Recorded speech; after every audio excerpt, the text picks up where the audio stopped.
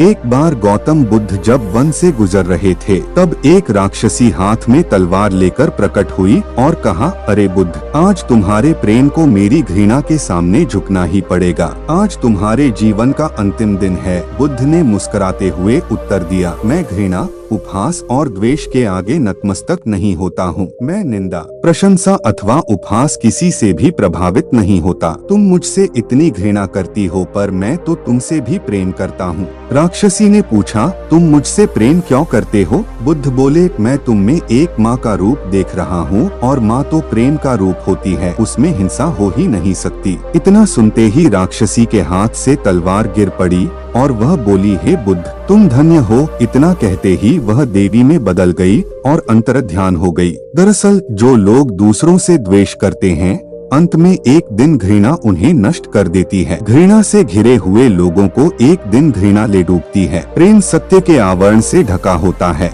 सत्य से जुड़ा हुआ व्यक्ति सदैव आनंद में जीता है। सत्य को केवल अपने तक सीमित मत रखो, उसे अपने कर्मों में ढालना होगा। कर्म सत्य रूपी गुलाब की खुशबू है। अपने कर्म को प्रेम और सत्य में डुबोकर करो। प्रेम और सत्य मनुष्य को विकास की ओर ले जाते हैं। ध्यान रहे कि ये दोनों मार्ग ईश्वर की ओर जाते हैं। इस मार्ग पर चलने वाले सहज में ही आनंद और शांति को पा लेते हैं।